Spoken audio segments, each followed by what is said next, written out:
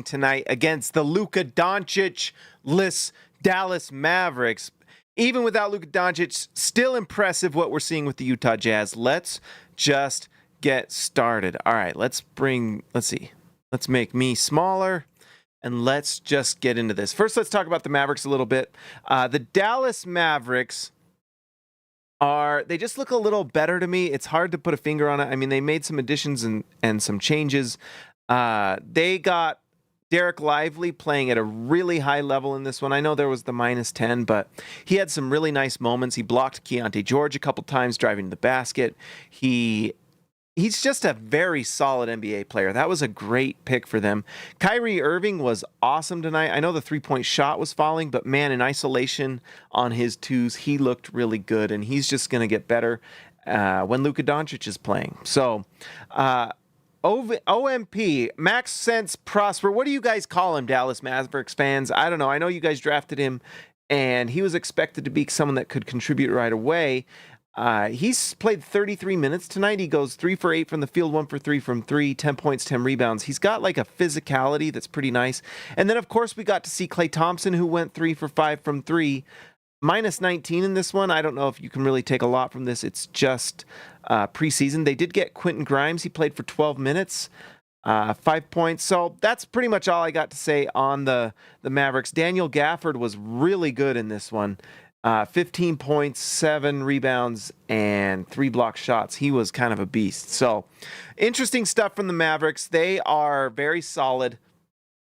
But yeah, that's all I got to say about the Mavericks. Let's talk about the Utah Jazz. Utah looks really solid in this preseason. They look good. I mean, they've been behind in some of these games, and it is preseason, so you got to take everything with a grain of salt.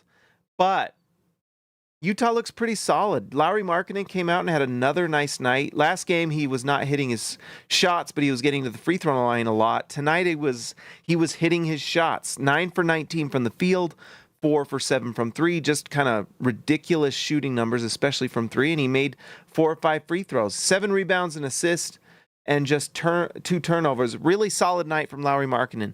You could tell they were making a very big emphasis to get the ball to Markkanen in the post. I mean, a lot of what Key was doing was just setting Markkanen up, and I don't know if that's the game plan for the year or just some developmental stuff, just trying some things out. I mean, Markkanen's the best player on the team, so giving him the ball makes a lot of sense. You'd probably be pretty dumb if you're not trying to get the ball to Markkanen as much as you can, especially when he's shooting like this. In isolation, he's not as effective, but then you look at these numbers, you think, oh, well, at least from 3, he's shooting pretty good. 47% from the field is not too bad. And he does get to the free throw line, so the numbers are very good. He does rely a lot on getting kind of set up by other players, but pretty solid stuff here for Lauri Markkanen. You can't be anything but impressed with what he puts up. And, this is why the Jazz were asking for what they did when people were asking and calling the Jazz about Markkanen. They were saying, if you want Markkanen, you are going to have to pay up because he is legit. Here, let's move this. Where should we move this? Are we there? There we go. Anyways, nice stuff from him. Taylor Hendricks, he plays 34 minutes tonight. There are a lot of times where if you're just looking at the offensive, production, not super big, obviously. 2 points, not really there. He took 1 3, missed it, 1 for 5 from the field, but he was really effective defensively. You can see what he does. He spends, in a lot of those minutes where he's on the floor with Markkanen, they are pushing that ball to Markkanen, and Markkanen has 2 turnovers. Those were 2 passes that just kind of didn't hit the mark. Markkanen's not an elite passer by any means. He is an elite play finisher in terms of scoring. What Markkanen does is he finishes the plays at an elite level. If it's a catch and shoot 3, he's high level. If it's in transition, high level, cutting to the basket, all those different things. He is not a player that will set up someone else. He is not a playmaker. He is a play finisher. That's why he's the finisher. And so I think there's a hint of that with Taylor Hendricks, sitting in the corner and getting those shots. I'd like to see the offense go through Hendricks a little bit. Can we run some actions that get him in the play? I know this is going to be tough, and it's something to watch as the season goes on, how this team develops, running things through Keyonte George and Taylor Hendricks. Can Taylor Hendricks set up a screen where Lauri Markkanen is playing off and getting catch and shoot threes? Because we know that's what Lauri Markkanen does so well. And some of the things I've seen from Taylor Hendricks are nice to see. We've seen him drive to the basket. He looks more comfortable with his handle. He is making passes. I mean, he had tonight 2 assists, and they were great. I mean, you look at, let's just look at this one really quick. This was right here. Let's see what he does here. So this is transition. The ball goes out here to Collier, who moves it out to Hendricks. He drives and makes this pass. Just, that's simple stuff, but that's really nice. And then let's look at this one right here. So Hendricks has, let's see. That's Hendricks just finding the open shooter. He's moving the ball within the offense. That one's not quite as impressive as the other, but he's still moving the ball within the offense. I think there's room there for him to just have the ball go through him a little bit instead of him just being a corner 3-point shooter. What's nice is that we're seeing that the ball can go to him and he can do some nice things. Whereas you see some of this stuff with Markkanen, and I know, Markkanen was amazing. This isn't to downplay Markkanen, but look, this is what the Jazz were doing tonight. See how they're all focused on getting him the ball? They're literally passing it back and forth to get him the ball. And Hendricks is wide open corner 3, bad path. Same thing right here. So look, Markkanen in isolation just kind of throws it away. He's just not. I mean, you can have a lot of tape that shows Markkanen making great passes, but it's a little tough. So what the moral of this little segment is to give a little bit of slack to Taylor Hendricks. Like that one play was a perfect example. He's wide open. And the defense is converging on Markkanen because he's the main guy, and that's kind of one of those next steps for Markkanen. Find the open guy. When you have it in isolation, you're getting double teamed. That means someone's open. Find them. Make the pass. If Markkanen makes that pass to Taylor Hendricks, he gets that high percentage corner 3. And we're probably talking a tiny bit less. But what we do like from Taylor Hendricks is the defense. He looks very solid out there. Block shot here, 6 rebounds. I like the rebounding we're seeing from him.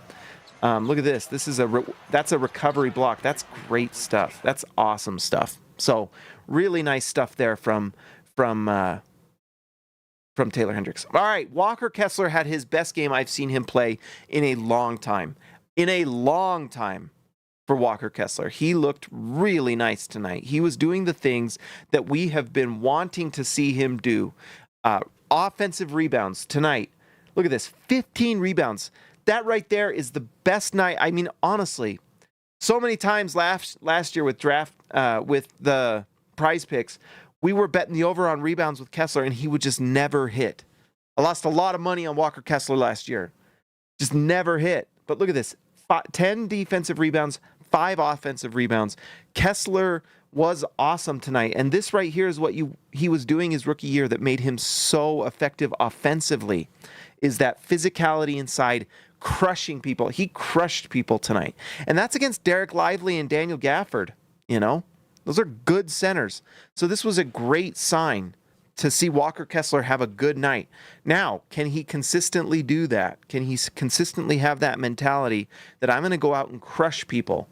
Because I think a lot of the things we've learned about Walker Kessler is the mentality is really the issue. It's not the physical ability. It's not the skill. I mean, he's never going to be, I think at this point, year 3, I mean, maybe he becomes some sort of shooter, but I think it's much more likely that he is a big that sets screens, rolls to the basket, offensive rebounds. He can make some passes. We know that he can move the ball in the offense, which is nice. So that's all he needs to do.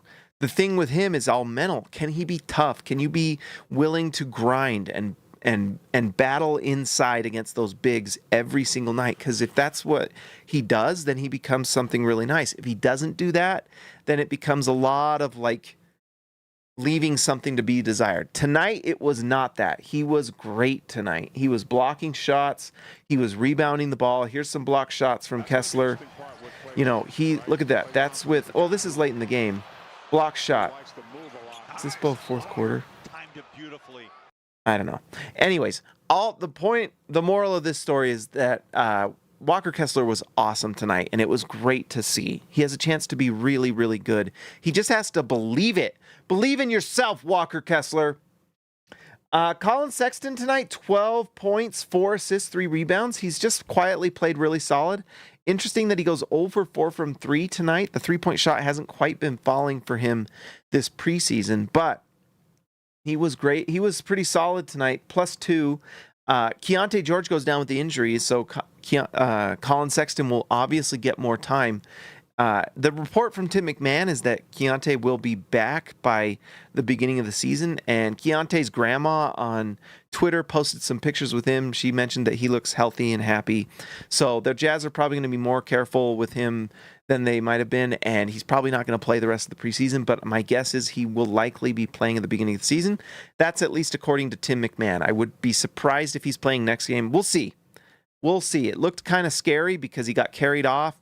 You know, that water thing was annoying, and then after he slips the water, the second time he slips again, and, you know, that's the type of thing that can tear an ACL, and so huge sigh of relief that Keyonte George is okay.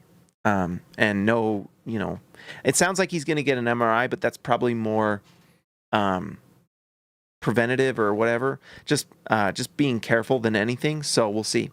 Speaking of Keyonte George, before he goes down to the with the injury, it was very clear Utah was just really trying to feed the ball to Lauri Markkanen, and we saw that on that play, that they were just really trying to get him the basketball. Keyonte George, after starting the game like 0 for 3, he really locked in, goes 5 for 10 from the field, 4 for 5 from 3, 3 rebounds.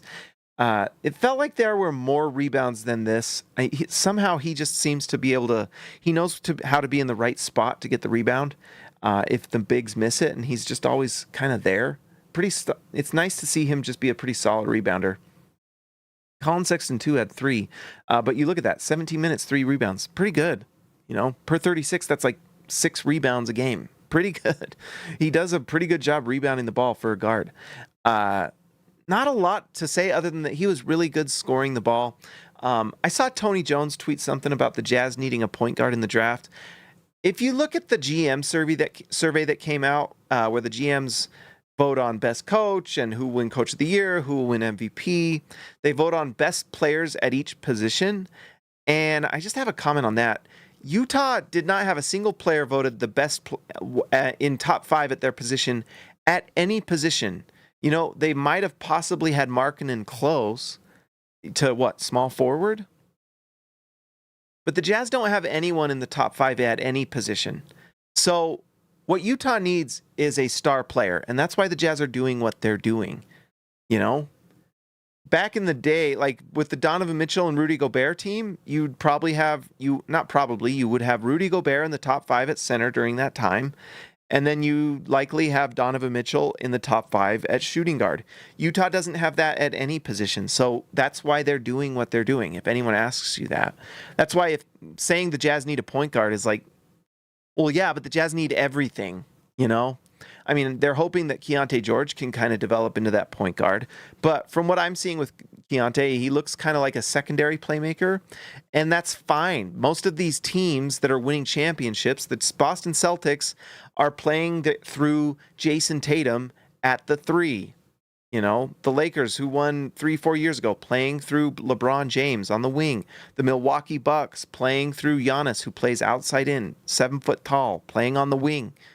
You know, maybe Keyonte can become that, but gone are the days of like having just the table setter point guard like the Tim Hardaways and John Stocktons and Mahmoud Abdul Rayoufs, right?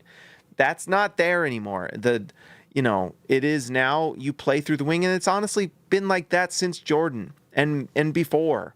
You know, it was Larry Bird and Magic Johnson. You have to play through that dominant big wing that plays the game. And yes, the game has changed, but not the wing winning you championships. The Bulls won through Jordan and Pippen on the wing. Even the Lakers with Kobe and Shaq, it was Kobe on the wing and Shaq inside, but you still had to have Kobe. You know, it's how it goes. LeBron at Cleveland.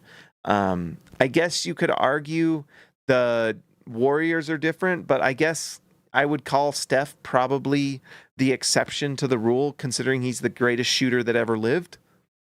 But even they had to get Kevin Durant because they lost to LeBron. So they go get Kevin Durant. What does Kevin Durant do?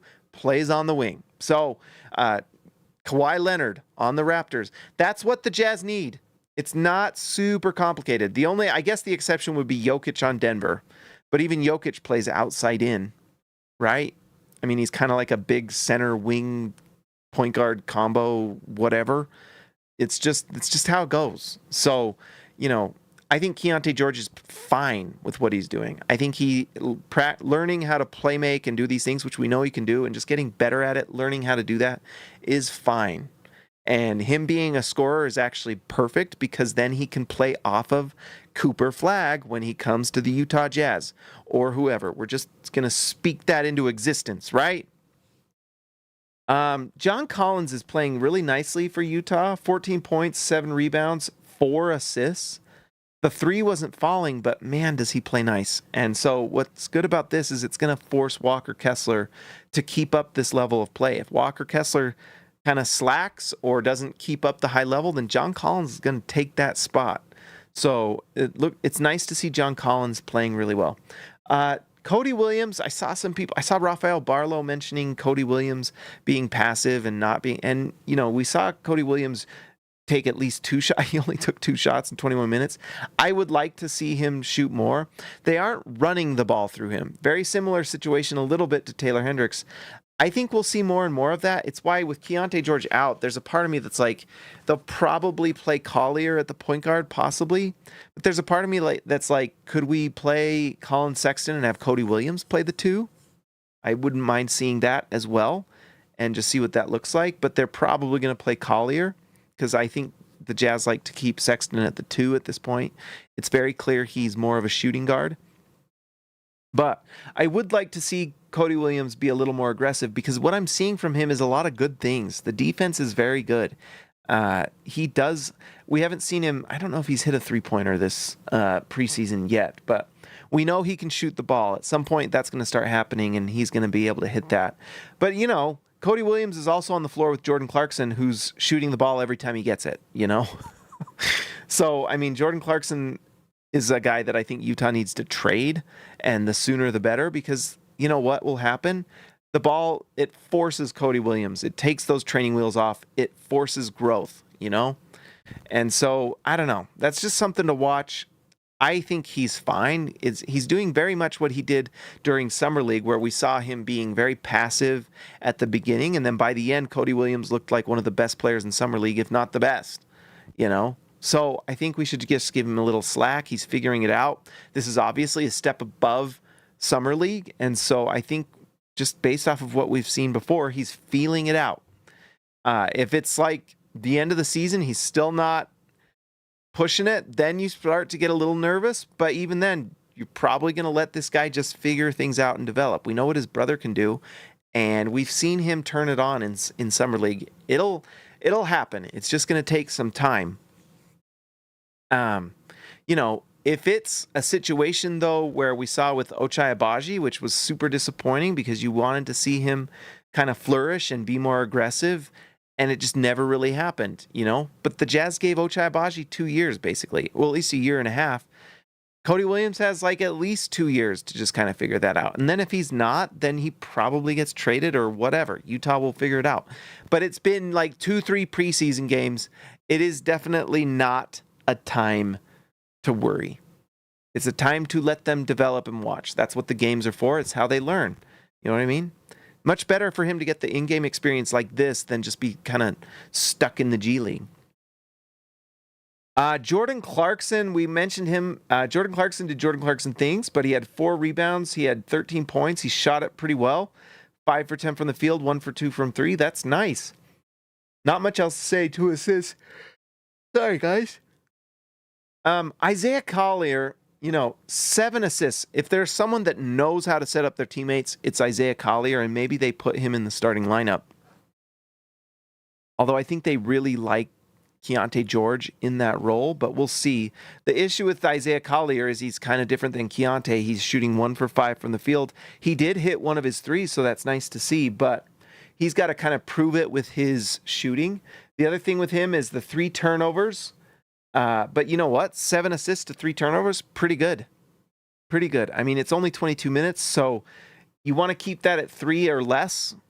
You know what I mean? With per 36, that probably goes up, but that's what happens with point guards. So you're going to have to just be a little patient with that. But overall, you got to be happy with Collier. 7 assists is real nice. When we talk about point guards, he's that kind of prototypical point guard that people talk about. Old school, set your teammates up type of point guard. 20 years ago, these things wouldn't have even mattered because, the game was so much different and he would just be table setting for guys all day long. Now you got to be able to shoot. It's just the way of the NBA. And, how the NBA is evolving, you really need 5 guys that can shoot the ball to really keep up offensively, but minimum 4. But when you have Isaiah Collier on the floor with someone like Walker Kessler, that gets a little hairy because it makes things a little easier for defenses. They just play off and they're going to say, okay, prove it, shoot the ball. Now, maybe Collier does knock it down and we just watch him blossom into something exciting, and that would be great. But for now, the shooting has just got to get a little better, and it's his rookie season, so it's going to take a little time. Bryce Sensabaugh, he's one of those that we're just going to have to be patient with. 2 for 11 from the field, 1 for 3 from 3. He did hit 5 of 6 from the free throw line. I don't know what to say. Sometimes you just think he's going to be a little bit better, and then the numbers aren't quite there. Let's look at him just really quickly. This preseason, let's go to stats, and let's just look at him. Last season, 23-24, he shoots 37% from the field. He didn't hit a 3, although, that's crazy. Is this preseason? Oh, this is preseason. Regular season last year, he shot 29% from 3, 39% from the field. Not the greatest, but preseason, he did shoot. Well, he didn't hit any 3s last preseason. Maybe not the greatest sign. This preseason, he is shooting 40% from the field, 37% from 3. So that's better. You'd like to see that be kind of a lot better. At some point, you got to kind of prove that he is something. I think he has a lot of potential to be something nice. I like the size. I like the 3-point shooting. Although at some point, it has to translate. Like at some point, you do got to start hitting at a consistent rate. Hasn't happened yet, but no reason why he can't, and that's what this season's for, is to let him develop and find out what you have. Finally, we got 3 minutes of Filipowski, but that's not enough to really gauge anything. He took a shot and missed it, but he did get a rebound. There you go. All right, guys, it was a fun one tonight. Let's hope that Keyonte George can recover quickly. Hopefully it's not much at all, but he did get kind of carried off the floor. My guess is he's probably not playing the rest of preseason. The rest of preseason, we have 3 more games. My guess is we're going to see probably the last of Keyonte George in preseason. But that's okay. It gives us a chance to see other looks and see some different things. Let's see. Before we go, it's Tankathon time. Last time, remember, guess who we got? We got Cooper Flagg last time. Let's see if we get Cooper Flagg again. In fact, I need to start writing this down. And you know what? I'm going to write this down on this thing here. We got number 7, number 1. Okay, so far our average is 3.5 for our pick position. So let's go to Tankathon. Shout out Tankathon, the best tanking site out there. Truly incredible. The guy who does Tankathon has done such a great job. All right, Utah is projected at 4. Seems fair. They are playing well in preseason, though, so we'll see. But their season to start is just brutal. All right, let's see what happens here. If the lottery was today, Utah jumps 1 spot, goes to number 3. That's incredible. That gets them Dylan Harper. Let's see what Tankathon has us. Yep, Dylan Harper. He would be such an incredible fit next to Keyonte George. And he has a chance to be like a Darren Williams. He looks so good, guys. That's fantastic. So let's put that at number 3. Oh, it didn't put it down. All right, Dylan Harper tonight. Fantastic. Rutgers is going to be so fun to watch with Harper and Bailey. if they play the Utes, I don't know if the Utes basketball schedule is out yet. I got to check on that. But man, would that be fun to see them play. All right, let's give a shout out to the All-Stars tonight. Guys, thank you for supporting the channel. I really appreciate you for doing it. It's incredible. Let's give it a shout out to our All-Stars tonight. Let's give a shout out to Baby Elliot Matson, Dirty Jazz Car Wash Channel. See ya, Alexa later. The legend, Ryan Perry, Bruce. Oh, wait. I'm looking at everyone, not All-Star. We almost called out Bruce F, but welcome, Bruce F, as part of members. See ya, Lexa later. Wait, see ya, Lexa later. Ryan Perry, the legend. Christian, House Money to Haas. Christian, you were on playback with us on the live stream. That was a lot of fun. The Outlaw, Jesse James Nelson, Jordan the Goat Best Roll, Austin R. Grant, Editor Extraordinaire, KG10 to TH5, and Patrick Akubo, the Connoisseur. Guys, if you're a Jazz fan and you haven't liked and subscribed already, what are you doing? Like and subscribe to the channel. I'm doing more reels. I got to start doing them on off Jazz days. I'm going to do more reels. I'm going to try to do more video stuff on this channel. We're going to continue to grow. The goal is 15K this season. Can we hit it? Can we hit it? We're certainly going to try. All right, guys, I will talk to you next time.